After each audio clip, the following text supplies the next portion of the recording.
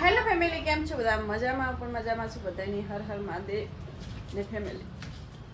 બપોર થઈ ગયા હે ને આ હે ટાણે આપણે હેડે આવીએ ખેતરમાં, કારણ કે હે ને વરસાદના લીધે હે ને અમારા બધા એરંડા પલળી ગયા હતા. એટલે જો વિરાટ તૈયાર રેડી થઈ ગયા છે બાઇક લઈ, અને હવે જાશું આપણે ખેતરમાં. તો ફેમિલી આવી ગયા છીએ ખેતરમાં. વિરાટ હે ને ગમે તે કામ કરવું હોય ને તો આપણને છે ને તડકો હોય ને તાણ જ લઈને આવે, એટલે ખાધેલું હજમ થઈ જાય ફેમિલી. તો હમણાં ખાધું ને પાછું છે ને તડકે લઈને આવ્યા અહીંયા મજૂરી કરવા માટે, એરંડા ફેરવા. એટલે છે ને મન તો છે ને હોપ ચડે. જુઓ ચાલુ થઈ ગયા રેડી. તો ફેમિલી ચોમાસાના પલળે હતા. ઉનાળામાં ચોમાસું આવી ગયું હતું ફેમિલી, એટલે એકચ્યુઅલી છે ને અમારે એરંડા પલળી ગયા હતા. એટલે છે ને સારું કર્યું છે ને વાવાઝોડાના ઉડી ના ગયા, ને કે શું થાત અમારું.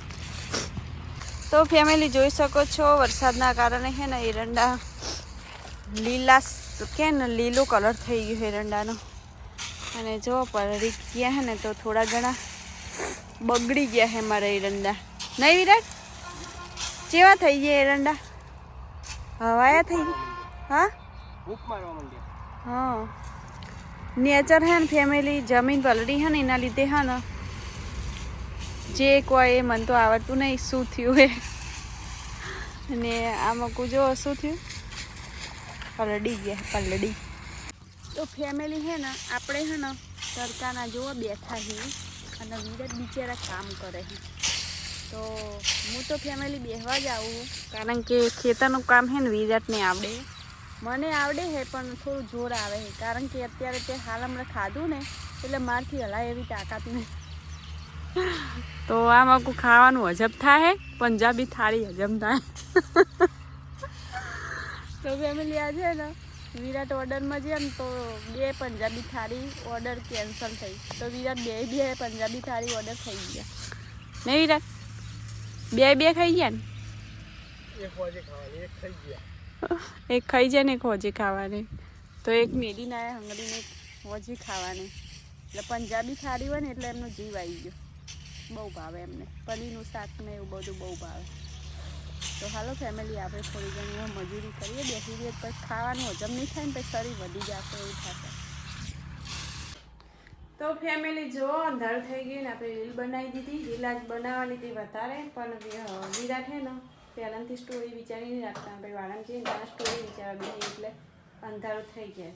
એટલે આપણે રીલમાં મેન ના આવે કે એમની સ્ટોરીમાં મેન ના આવે એવું થાય ને અંધારું થઈ ગયું. ને આમાં કોઈ જો અમારા નવિયા બેન શું કરે છે, यहाँ पर है ना थोड़ी सी मार पड़ी इसलिए चुपचाप बैठी रही है. यहाँ पर ये लड़का है ने बहुत हमको हैरान करता है, नहीं लड़का? चल दीदी मारी थे. એમાં કુછ અમારા વિશ્વાબેન તો જોઈ શકો છો શું કરે છે. ભણવામાં થોડું ધ્યાન આપો વિશ્વાબેન, પરીક્ષાઓ ચાલુ થાય છે. ઘડીક વારમાં વાંચી લીધું, મને કીધું ખબર ના પડી મને તો.